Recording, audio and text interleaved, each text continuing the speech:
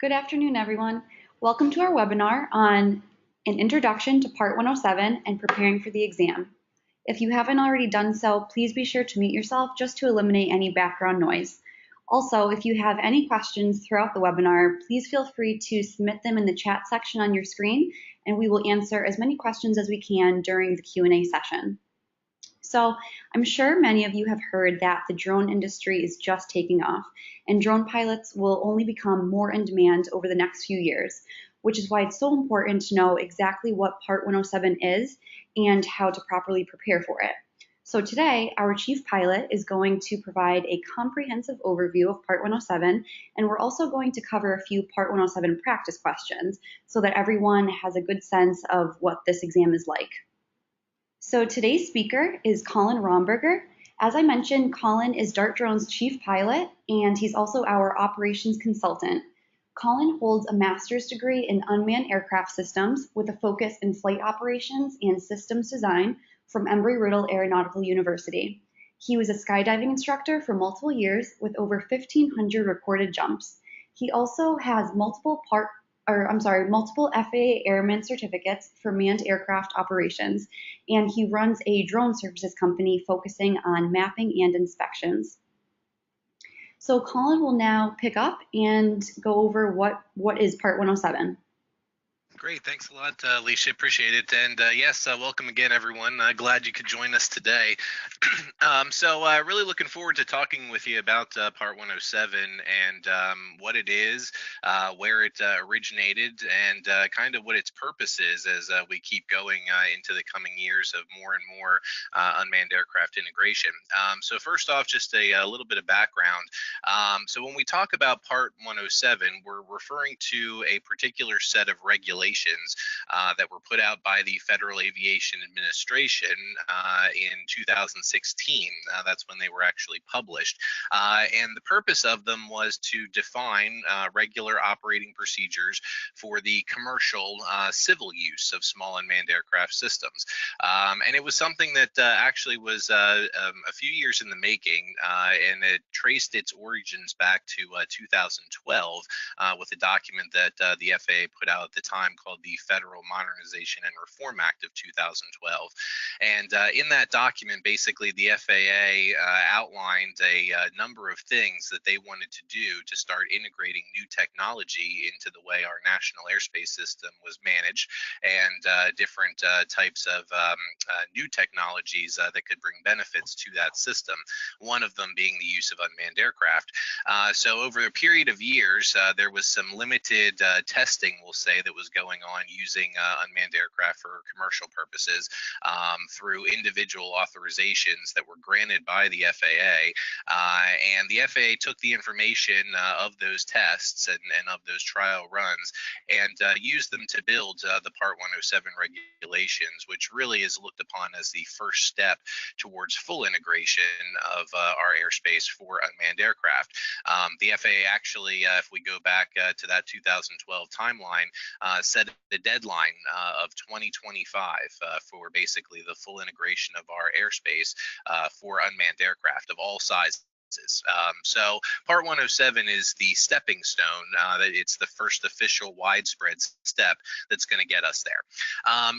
Within the guidelines that we can see in Part 107, those regulations themselves, as we said, will give us a framework for what we can do with an unmanned aircraft at this point in time. It'll also give us requirements for what it takes to earn a airman certificate or a pilot's license that will allow you to operate a small unmanned aircraft under those Part 107 regulations. So as part of the requirements to get that certificate, you will have to pass a test. You'll have to pass an FAA knowledge exam. And you'll also have to do something every 2 years to show that you still have that knowledge recency to be able to continue to exercise the rights and privileges of having that certificate. The certificates themselves, any pilot certificate from the FAA, does not have an expiration date on it, but it is subject, all pilots are subject to that biannual review every 2 years. So the question comes down to, who actually requires this Part 107 certificate? Well, as we already said, these regulations only apply to the commercial use by civil organizations or private organizations typically to operate these unmanned aircraft in their official capacities in their business in their business operations. So if you're a recreational user and you purely intend to just fly these aircraft for fun, there is no desire to make any money off of this. You're basically just like someone who enjoys flying RC planes or RC helicopters. Then you are not required to obtain a Part 107 certificate to fly a drone or a small unmanned aircraft. Also, if you already hold a manned pilot certificate. So if you're a pilot of a manned aircraft, a private pilot certificate holder, sport pilot, commercial pilot, something like that, you can actually get your Part 107 certificate without taking the full-blown FAA knowledge exam. What you would do instead is you would go online to the FAA's online learning center and you would do a short certification course, 100% online. Nothing that you would have to go anywhere and do anything at an official test center. And once you complete that course online, you can have a flight instructor sign off on your application for the Part 107 remote pilot certificate, and you can get it that way. So that is available if you are a pilot and you have completed a biannual review within the last 24 months and have a valid medical certificate at this point. So, but again, only for manned pilots. Finally, if you're under the age of 16, you can't obtain the certificate because that is the minimum age requirement for the FAA to issue the remote pilot certificate with a small unmanned aircraft rating. So, unless you're the age of 16, you're not eligible yet to get that certificate. So in terms of the exam, that is really the primary requirement to be able to start flying under these Part 107 regulations. Is that anyone that's out there looking to do this has to obtain this certificate, this remote pilot certificate. So a few details as far as preparing for that. Most people tell us that between the preparation that they do with our courses and then some work that they do on their own with practice tests and things like that we provide, they spend between about 15 and 20 hours total prepping for the exam. If you do not have any previous aviation experience or knowledge, not coming from any sort of other backgrounds where you're familiar with airspace and airport operations, weather information, things like that. It does take some time to study and prepare.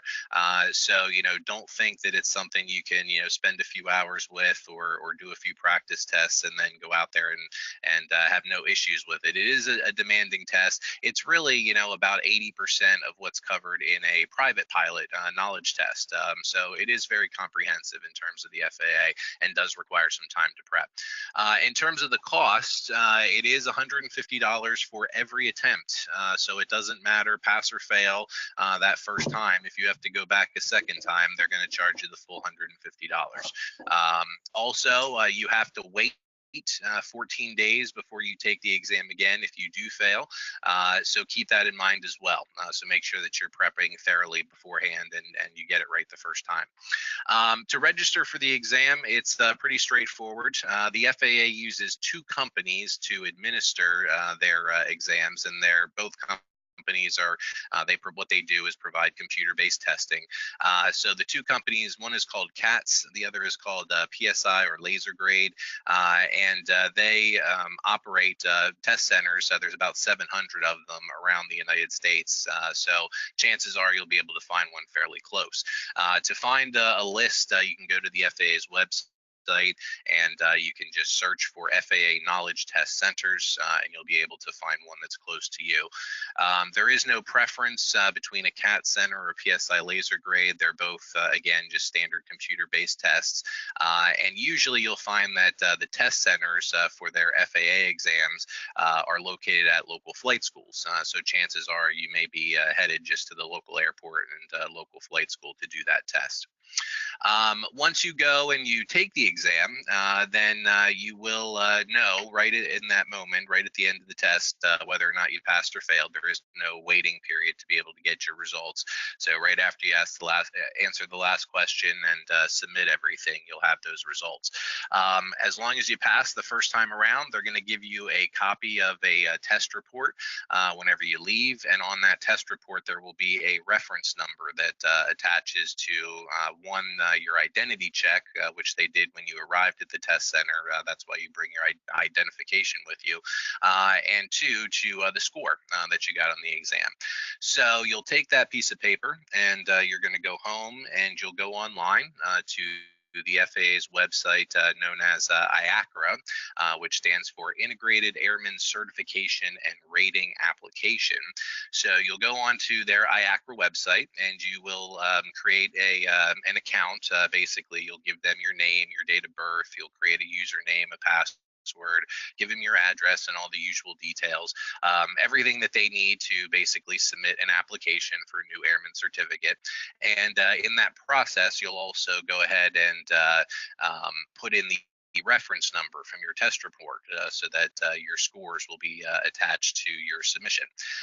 Then when you submit that form, you're going to wait usually somewhere between about 3 and 7 days, and then you'll get an email that tells you to log back into your IACRA account that you would have set up, and when you log in, there'll be a temporary certificate that you can print off, sign, and once you have that, you can start flying under the Part 107 regulations in full compliance with the FAA. The actual permanent certificate that you'll receive, it's a credit card style certificate that usually comes in the mail somewhere between 1 and 3 months after you've submitted everything via IACRA. So in terms of what you can expect to see on this test, when the FAA created the Part 107 regulations and they looked at really what were the key factors that they wanted to make sure people understood if they were going to be using unmanned aircraft in the National Airspace System, for these official purposes, what they really wanted to focus on was that everyone had a clear understanding of just how aircraft move and where they operate within the different areas of our airspace, so that as we start throwing up smaller unmanned systems, those are not going to have any sort of negative impact on the manned aircraft that are already flying around, which obviously from some of the YouTube videos that we see and things like that, we know how possible it is to bring a unmanned aircraft close to a manned aircraft, and if something bad were to happen, there is the potential for much loss of life and just severe tragedies to occur. So safety is the underlying goal, and when they looked at that, they said, okay, so to make sure that everyone has a suitable level of knowledge to make sure that we can all operate with each other safely, these are the things that we want these remote pilots to understand. So first and foremost were the regulations themselves that they put together, because that's what's going to define what we can and can't do, and the extent to which we can use these unmanned aircraft at this point in time. Next were airspace classifications. So again, knowing how our airspace is set up, knowing where we can fly and where we can't fly. And that goes along with flight restricted areas as well. Next, they wanted us to understand how aircraft move in and around airports, because under these Part 107 regulations, you will find that because our considerations of where we can and cannot fly are based on airspace classifications, not necessarily on our proximity to actual airports, we can fly very close to, if not right at, a lot of very small airports that are located around the country. And small airports really are the most prevalent that we find in the United States. So they want to make sure that we understand if we do need to fly close to these airports where we are going to find planes flying low as they're taking off or as they're coming into land, we're not going to cause any problems with that. Next, radio communications. So this is more of a situational awareness tool, but they do want you to be aware of how pilots communicate with each other, so that if we are listening to radio communications, we can understand where aircraft may be in relation to our location and where we're operating our unmanned systems. Aviation weather, so being able to look at different aviation weather reports and pull pieces of information out of those. We have to be able to define, we have minimum weather conditions that must be in place for us to be able to operate under Part 107 regulations. So we have to be able to verify that those conditions are in place using different aviation weather sources. So they're going to verify our knowledge on that. There are a few maintenance and pre-flight procedures for that the FAA has wants us to be aware of with unmanned aircraft. Nothing very specific at this point, mainly general things, but some best practices to be aware of. Also, some best practices related to what we call crew resource management and aeronautical decision making. And then finally, a brief look at some loading and performance parameters and best practices when it comes to aircraft and small unmanned aircraft systems. And finally, how to perform a site assessment and how to understand what potential environmental factors and physical hazards within our different flight areas may have an impact on our overall flight planning and the safety and security of our flights. So moving in then to some of the regulations, we're not going to necessarily go into each of these in detail. Many of them and the majority of them that we're going to look at are very self-explanatory. But when the FAA first published the full Part 107 release back in June of 2016, it came in the form of about an 800-page document that not only spelled out the regulation, but really went into a lot of detail regarding the scope and the intent of each individual regulation. So what we're going to try and do here is give you the bullet point rundown of the biggest parameters so that you can kind of see what the FAA allows us to do now as commercial operators or official operators with these smaller systems. And then once we get through these towards the end of the session, we'll have an opportunity that if you have some more detailed questions you'd like to ask, feel free to do that and we can explain a little bit more. So first off, in terms of altitude, we can see that based on Part 107, the FAA allows us to fly a small unmanned aircraft from ground level or the surface up to 400 feet above the ground at any point in time, wherever we're flying. In addition, if we are flying within a 400-foot radius of any structure, so let's say we are doing some sort of infrastructure inspection, something like that, the FAA allows us to go up to 400 feet above any structure's uppermost limit, as long as we are flying with it still within a 400-foot radius of the structure itself. So a little bit of flexibility there in terms of altitude, especially if we have need for again, purposes of infrastructure inspection and things to go higher than 400 feet. Looking at airspace, under Part 107, we can see that a small unmanned aircraft systems pilot must have authorization to operate in Class B, Class C, Class D, or the lateral boundaries of a Class E surface area of airspace. So again, the FAA under Part 107, now instead of looking at just how far away from an airport we are, instead we make our determination as to whether or not we can fly without any sort of special authorization or special waiver based on the class of airspace that we're flying in. So these classes that are referred to, B, C, D, those three refer to the airspace around airports that have a control tower, specifically the controlled airspace that goes all the way down to the ground around these airports with control towers, which are usually just our biggest airports, and typically those areas that are impacted are up to about 5, maybe 7 miles or so from the airport itself. The majority of airports, though, that you may have located around you, if you have small airports, where there's no tower, basically you just have people that are flying small Cessnas or single engine planes, small helicopters in and out of these single field airports, chances are that they're actually actually located in uncontrolled Class G airspace, which means that we can actually fly there under Part 107, even though it is very close without any special restrictions. Most of the United States actually falls under Class G uncontrolled airspace from ground level all the way up to at least 700 feet. So based on the fact that most of our flights usually occur up to 400 feet, we have, we really do have very good flexibility with where we can operate in many situations. Also, our second bullet point here talks about what's known as a certificate of authorization.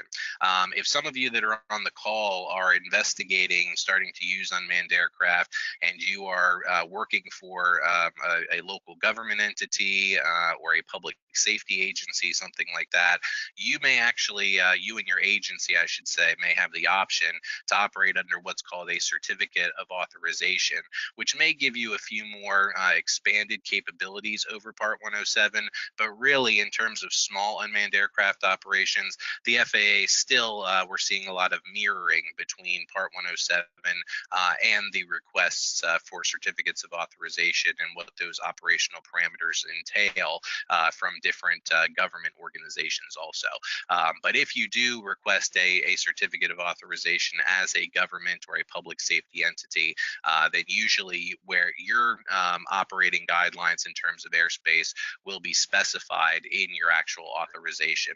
So if you need to fly in these areas where we have more controlled classes of airspace, you'll be able to do that with that request. Okay, moving on to night operations. A lot of folks do have need to operate small unmanned aircraft at night.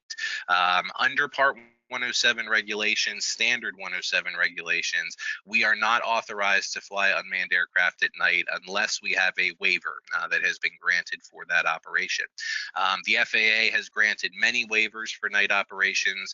They are very straightforward to get, and really, typically just involves the addition of anti-collision lighting onto the aircraft, which is actually something that you need if you want to be able to fly during those twilight hours, what the FAA calls civil twilight, which goes from official sunset to a period a half hour later, and then starts a half hour before official sunrise and runs up to official sunrise. So equipping the aircraft with those anti-collision lights and being able to use a visual observer are really the two baseline requirements that you need to get a night waiver, and the FAA has been issuing those to Part 107 operators for quite a while. They are pretty straightforward to get. If you don't have it though, daylight hours is what is specified.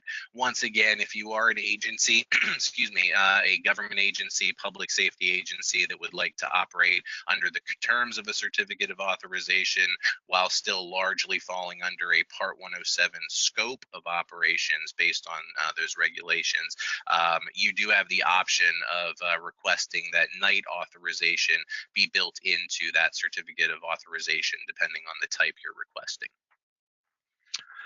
Visual line of sight. So one of the key things, again, with our current Part 107 regulations is that the aircraft must remain within visual line of sight of the operator at all points during the flight.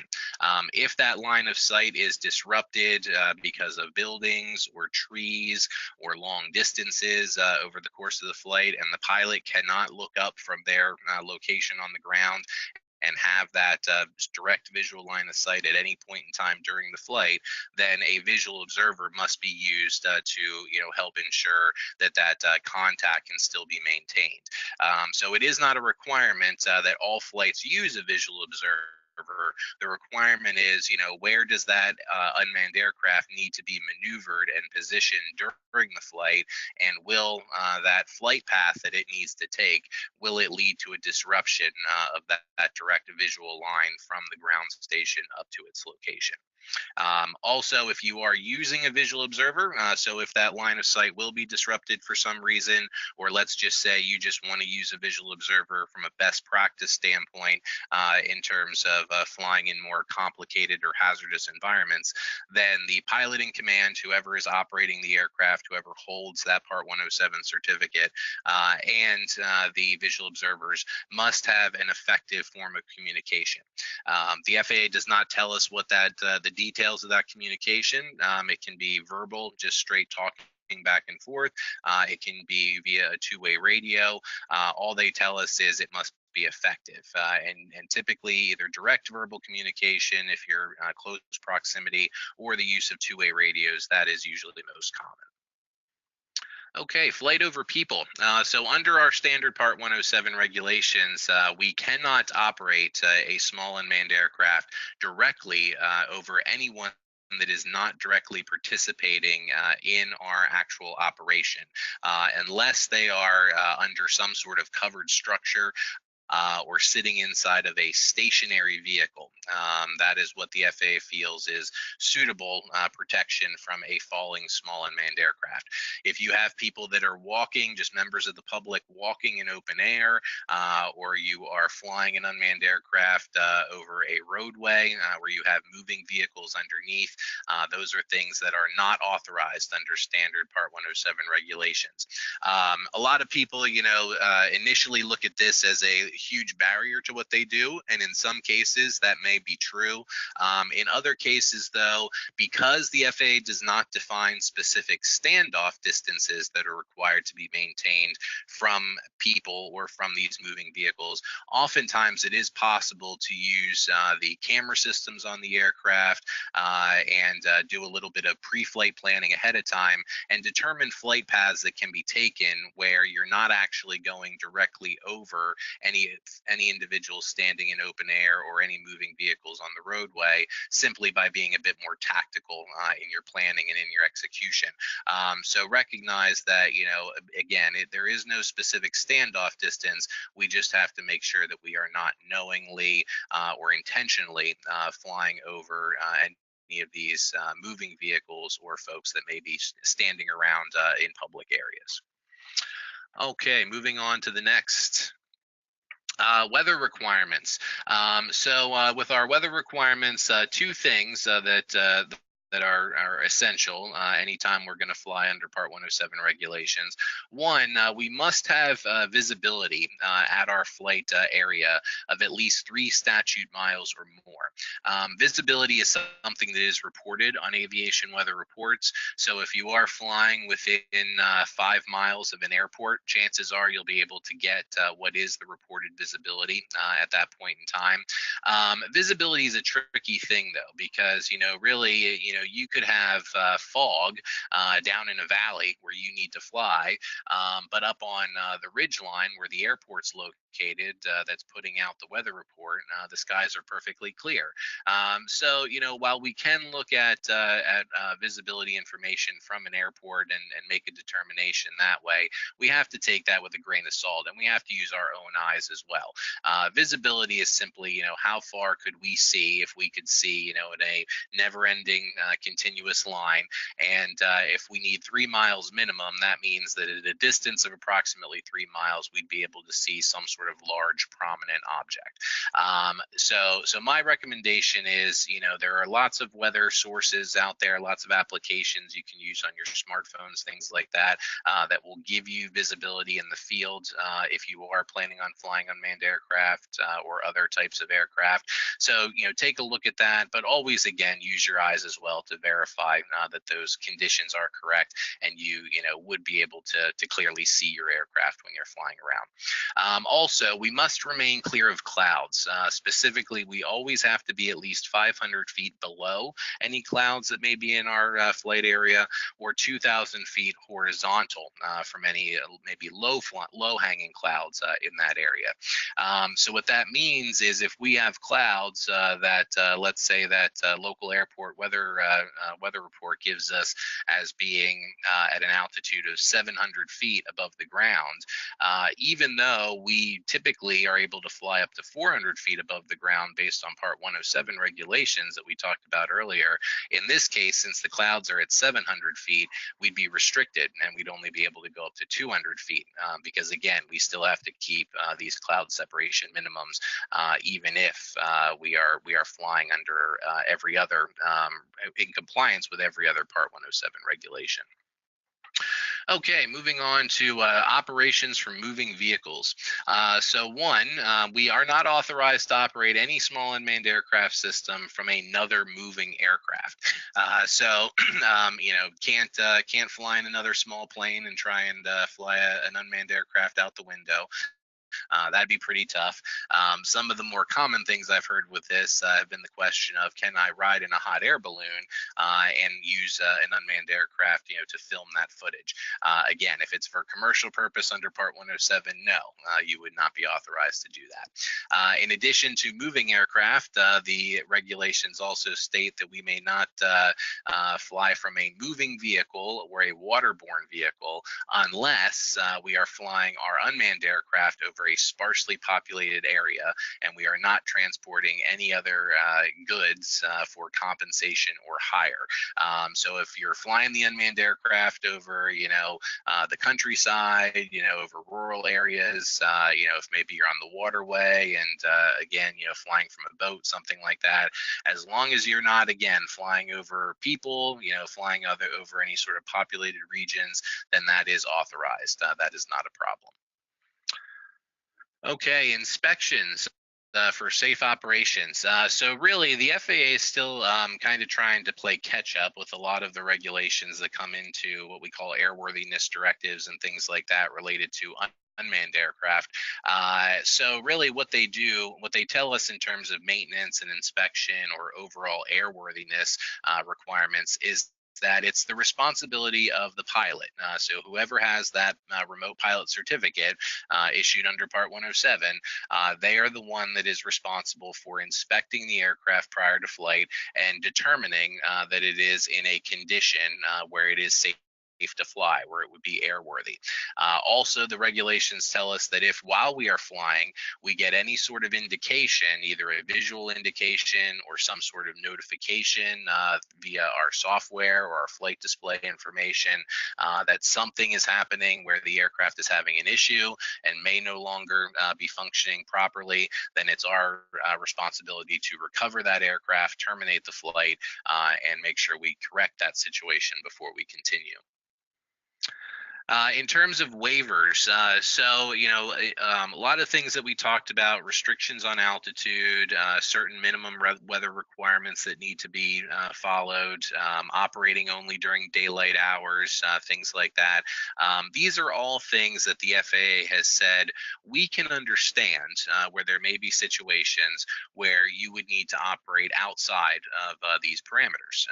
It is important for us to remember that once again, these are just the first step in a long ongoing integration process that we're going to be seeing over the coming years, which is why again they are restrictive at this point in time. But the FAA also recognizes that it may be possible for us to go beyond what they tell us in many of these areas under Part 107 and still conduct the flight safely.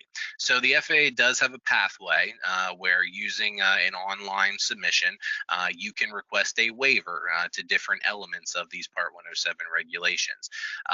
To submit one of these requests, you have to fully document that what you are going to do to enhance safety and meet what the FAA calls their performance standards for each of the different types of waivers that you can request. But as long as you are able to do that, as long as you are able to show them that you will be taking additional measures to ensure safety based on what they're concerned about, they will process and hopefully approve those waivers for you, usually within 90 days. Full-on waivers of more than just night operations, things like that, some of those can take a little long to get, right up towards the end of that 90-day period. But that is still what they're telling us to look for most waivers as far as an approval timeline. There are agencies that can help you, give you guidance in terms of best practices if you are looking to submit for some of these waivers or airspace authorizations, things like that. There's also new tools that are coming out, making it easier to get airspace authorizations, and we are expecting that the FAA will be evolving regulations with time to maybe allow for certain types of flights that may right now require a waiver, but in another 6, 12, 18 months may become just part of standard Part 107 operations. So there is a lot of influx going on, but there are options that are available if you do need to go beyond just the straight scope of Part 107. All right, so what we'd like to do is take a look at just a few practice test questions. Not so much from a standpoint of expecting that everyone's going to be able to solve these, but just to give you a sense of some of the things that you're going to see on the test itself. Once we finish up with those, then we'll have some time at the end if anyone has some questions that you'd like to ask. So this example of a question here asks you to identify a particular type of airspace that would be in play around a given airport. Now, I'm not going to go through how we break all this down, but basically in your preparations, if you take a prep course for your Part 107 exam, which we would recommend, you would learn about the different types of airspace borders, and we would be able to tell you in this case that the answer would be C. That what we can see here is the airport Alice International lies in uncontrolled Class G airspace up to about 700 feet above the ground. And then from 700 feet above the ground, or in this case, the equivalent will be 878 feet above sea level, it would become what we call Class E airspace at that point. With question 2, this is going to give us another type of question that you might see on the test. This would be related to basic aerodynamics, and they're asking us, what is the definition of A? And A, if you look on the diagram there, refers to the angle between what's called the chord line of a wing or the airfoil and the relative wind or the air that would be flowing over that airfoil surface as it would be moving through the sky. The definition of that angle is C, angle of attack. So another thing that we would cover in terms of basic aerodynamics. Question number 3, this is an example of looking at a aviation weather report called a METAR and being able to pull out some information. This question asks us to provide dew point. Dew point is the temperature that if we cool the air outside to that point, then the moisture in the air will start to condense and we'll start to see clouds or rain beginning to form. In this case, we would first go down and find the correct METAR. So they're asking us to look for the METAR at LAX, which is the third one down, and we would move over to the fraction towards the end where we have 16 over 15, and the second number, the bottom number in that fraction, 15, would be the dew point, and dew point is always in degrees Celsius on these METARs. So the answer here is A. So just an example of one of the weather questions. Question 4 goes back and gives you a scenario for an inspection of a tower, which probably a large radio tower, something like that. So here they're saying refer to figure 20 in area 5, and that we've been hired to inspect a large tower with high intensity lights located to the south of the glider port at Cotton Gin, which is a private airport. What is the maximum altitude that we can fly while inspecting this tower? Well, during the preparation course, you would learn that when we look at that tower icon, the numbers that we see in the middle of that excerpt where it says 1049 and then 1041 in parentheses, that gives us elevation information about the height of that tower that we're looking at. And since we can go up to 400 feet above the tower's uppermost point if we're doing an inspection, we would add 400 feet to the number in parentheses here and find out the correct answer would be B, that we could go to 1,441 feet above ground level while we are doing that tower inspection. All right, question number 5. Referred to Figure 22, Area 3, you've been hired by a private pilot to video his airplane taxiing out to the runway at Shoshone County Airfield. Who must you contact for permission? So once again, we would identify the class of airspace based on borders and information that we can see on this sectional chart. And we would find out that we, once again, if we're just videoing a pilot that's taxiing his airplane, so we'll be flying pretty low, we're going to be within uncontrolled airspace at that point. So the answer here as a Part 107 operator would be no one. The answer would be C, and we would not have to contact anyone prior to conducting that flight. Question 6, what is the length of the runway at Cooperstown? Once again, we can take a look at some of the information that's provided there, and you would learn in your preparation that the number 35 that you see on the third line of that little blurb about Cooperstown there in the excerpt, that refers to the length of the longest runway at an airport in hundreds of feet. So we would add 2 zeros to that, and the answer would be A, that the runway at Cooperstown is 3,500 feet in length. So in terms of, getting yourselves ready, once again, do not walk into this process of preparing for Part 107 thinking that it's something that just, a cursory look at some worksheets or a couple of free online study guides are going to help, and you're going to be able to do this in a matter of a couple hours and go past this exam. It is a full-blown FAA Airman Certificate exam, and again, shares many of the same properties and questions as other exams like private pilot knowledge tests, sport pilot knowledge tests, so actual exams taken by student pilots looking to fly manned aircraft. So it does take a lot of time. In particular, just some tips that we can give you. Start to become familiar with some different aviation terms, because again, you're going to be getting the same questions that manned aircraft pilots are getting. So being aware of what AGL means or MSL means in terms of altitude, using the phonetic alphabet, all things that are pretty standard in aviation. You'll want to have an understanding of that. You'll also want to make sure you're spending a lot of time looking at sectional charts and learning what the information provided can tell you in terms of airspace classifications, in terms of airport operations, all things that we need to know to make sure that we're not going to cause interference if we're out flying unmanned aircraft around other manned aircraft. Being able to understand those aviation weather reports and pull out that codified information, that's going to be essential. And once you've laid a foundation of the knowledge, once you've learned the core materials for those 10 different knowledge areas we talked about in the beginning, start taking practice tests. Really start testing yourself, seeing what the types of questions you're going to be faced with are, and keep doing that as you get down to the date of your test itself. Don't just do practice tests. Don't just try and memorize things, because chances are the FAA has not released officially the full test bank for their Part 107 knowledge test. So it's not like years ago when the test banks were public information. There are questions that are out there that you're not going to get on your practice test.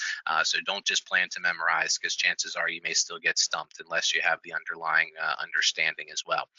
Symbols and figures, once again on the sectional charts, you'll need to have some familiarity with those to answer some of their scenario questions, and know what materials are going to be given to you during the exam.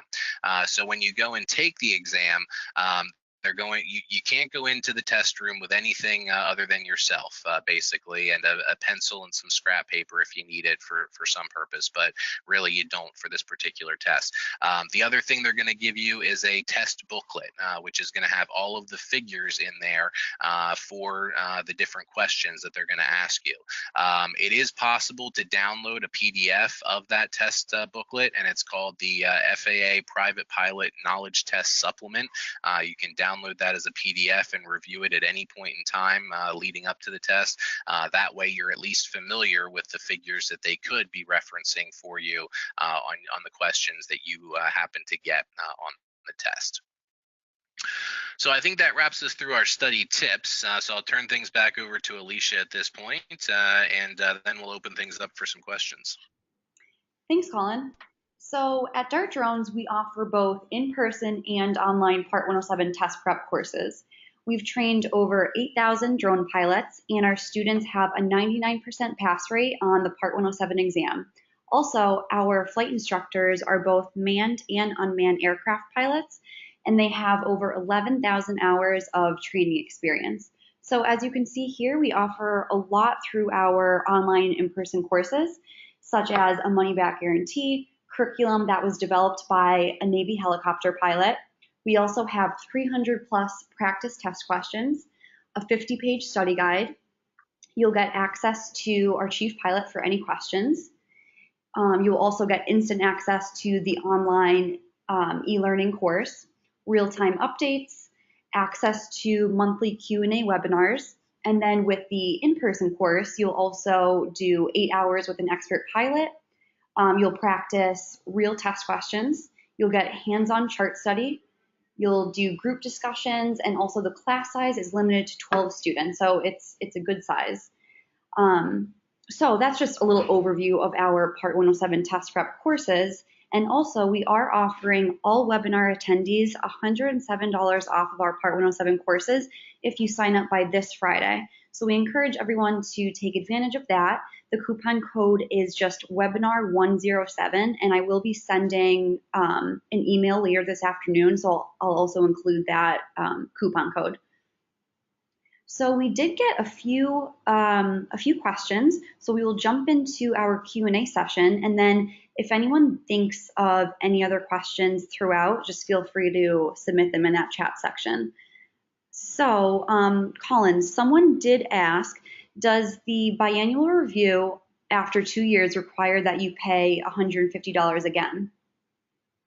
Yeah, that's a good question, and that's something that we get asked a lot. The short answer on that is that we do not know officially, but I highly doubt it, and I'll explain why. One, if it was $150 again, that would imply that they want you to go back and just take the full knowledge test all over again, and that would be the first time in any other, compared to every other pilot certificate that's out there, that for a biannual review, that would be part of the requirements.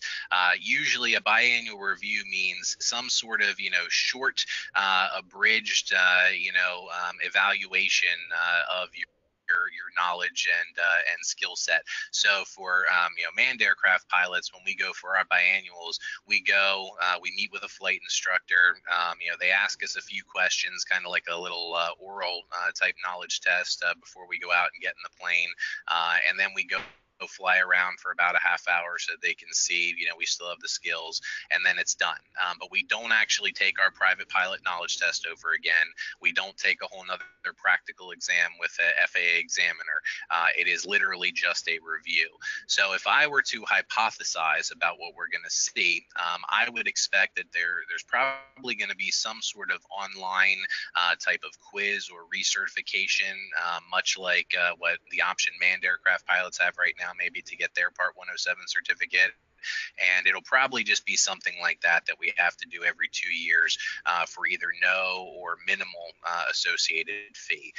But I would be very shocked if they said, no, you're just going to go back and do the whole exam over again. That would be totally, against what we've seen so far, and really just, doesn't make a whole lot of sense in my mind. But it hasn't been 2 years yet.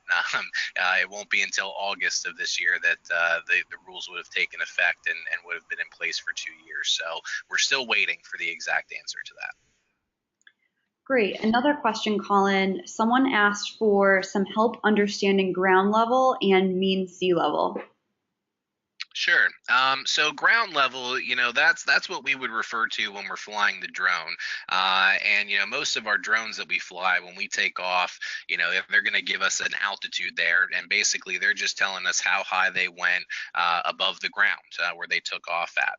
So that's what above ground level, or AGL altitude, is just how high up in the sky above the actual surface of the earth where you're standing are you at that point in time. When we talk about sea level, we're talking about how high above sea level we are. And we know that as we move in, from the coasts, the terrain around, the country, it goes up and it goes down.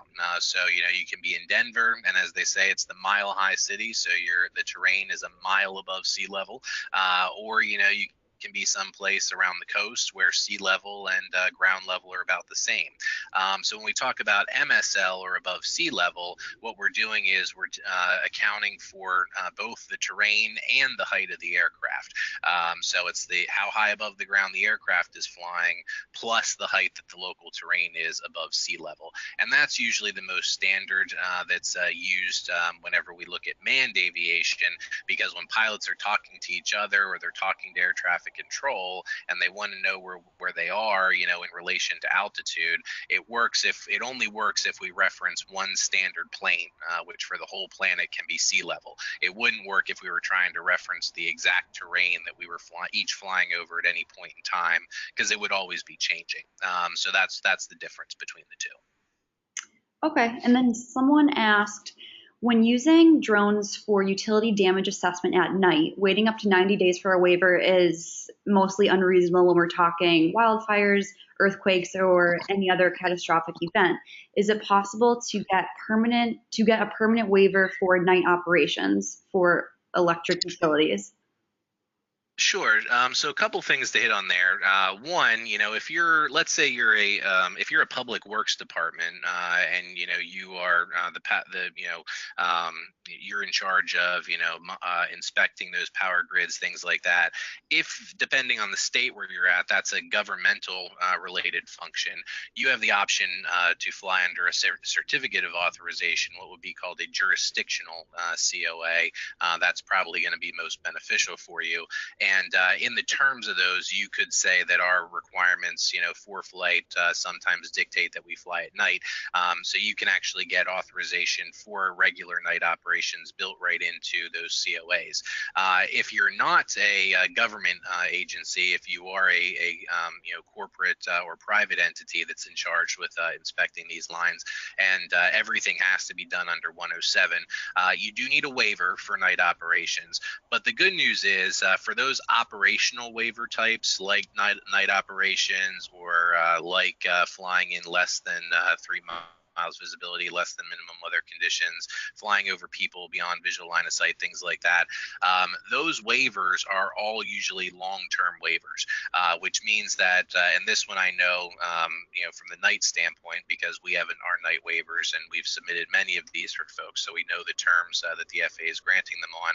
A night waiver will actually allow you to fly at any location, as long as airspace is not an issue, for a period of up to 4 years, whenever they're issued. That's how long they've been granting night waivers for. So they are not one-time instances; they are longer term. So if the impression had been that it's only for a single incident, it is not. With those operational waivers, they are long-term.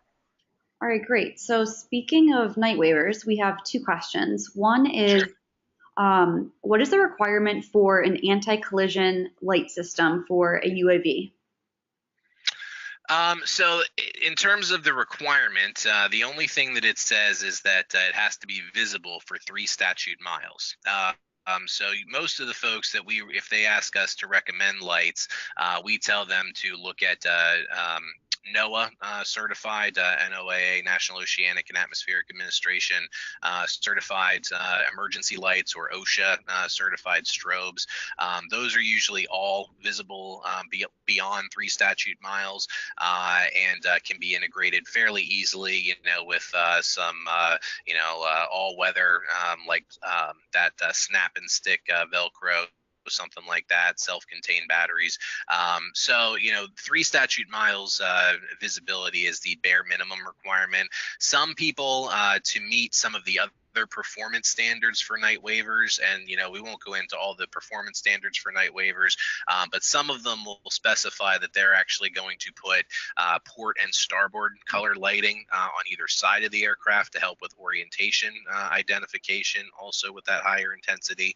But the bare minimum requirement based on the standards is that the anti-collision light is there and is visible for up to 3 statute miles or more from the aircraft. All right. The next question, is there any requirement to demonstrate pilot proficiency?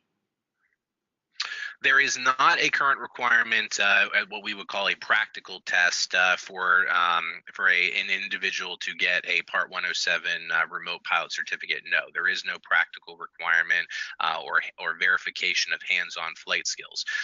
The reason for that is basically looking at the limited scope of what we can do in terms of our flight areas that we can fly within right now with Part 107, also the limited size of these aircraft, and some of the research that the FAA did in crafting these, and again, looking at flights that were taking place between 2012 and 2016 under some of these other trial programs. They discovered that, for this class of aircraft, the manufacturers, the technology, make them very easy to operate, which we've all seen. So given the limited scope, they did not feel as though a practical test requirement was necessary right off the bat. Plus, if they were to put in a practical test requirement, that would have required that they first created certification for instructors and examiners to be able to test, again, those different proficiency skills. So that just would have meant too much framework as far as that first step of integration and what they were looking at. In terms of down the road, though, I think everyone agrees that as we see more regulations continue to come out to help continue to facilitate this integration process, there will be different levels of remote pilot certificate that will come out, just like we have different levels of pilot certificates in manned aviation. And as we start getting into those more advanced levels, yes, I think we all fully expect to see some sort of practical test requirement down the road. But for Part 107 right now, in the form of the certificate as it is, no, just the knowledge requirement. Got it. Okay, and then the next question, I can actually just cover this one quick. Someone asked, where do we actually learn to determine the drone that we need and learn how to fly it? So we actually have flight training courses that we offer in 40 plus cities across the country, and that's hands-on experience, and that will teach you how to actually fly the drone. And then we do offer another course called Drones for Beginners, and that course will cover different drone models that are right for you. I can also include links to those two courses in the email that I send this afternoon. So Colin, another question, we'll go through maybe two more. Are applications like AirMap acceptable to verify if you're in airspace that requires authorization from air traffic control? Yeah, great question. Yes, at this point in time, using AirMap is acceptable to do that. And that's because all of the air traffic control facilities around the country have signed off on what they're calling the UAS facility map process, which is what was put in place, what was finalized last year, and what's going to now start to give us the ability to get instant airspace authorizations using the Lance system for Part 107. And AirMap has already, they were one of the primary developing members working with the FAA to put together that framework for Lance, and all of the AirMap maps, when you switch over to the Part 107 regulations option in AirMap, what you see there are the UAS facility maps, and they do have the FAA's blessing in terms of the empirical data used to establish those. So yes, if you identify your location on AirMap as being outside of a region of controlled airspace, then you can rest assured that is sufficient in terms of showing that you are not within an area of controlled airspace. Correct. Great. And then another question, Colin. Someone said, what are requirements for flying near or over borders, say United States and Canada border? That's a good question. Honestly, I would say I don't have a clear answer for that on you. I'm not 100% familiar with what's going on as far as the commercial regulations in Canada right now. The last time that I had a conversation with anybody about it, it still was kind of along the lines of what we had during our what we call our Section 333 days, which was the individual authorizations that were given before Part 107 came out. So I'm not really sure how that is going to work.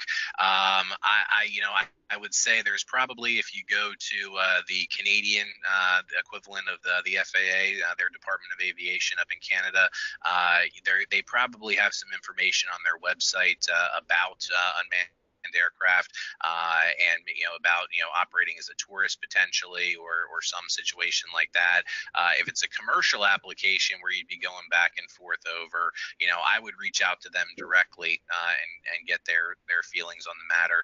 But we haven't done enough work up in Canada. I really couldn't say one way or the other how that would play out at this point in time. So. Great, thanks, Colin. And someone asked the cost of the Dart Drones program, so I just wanted to touch on that quick. So for our in-person course, it's $670, and that is hosted in 40 plus cities. With that, you will also get access to our online 107. And with the webinar discount, that would go down to $563. And then for just the Part 107 online course, it's usually $350. But with the webinar discount, you can get it for $243. So that's all the time we have today for the Q&A. So thank you so much to Colin, and thank you everyone for joining us. And as I mentioned earlier, I will be sending out an email with a copy of today's slide deck as well as a recording of today's webinar. So definitely keep an eye out for that. And I will also include the coupon code for $107 off, which is just webinar 107. So thank you again, and we hope to see you all at a Dart Drones class in the future.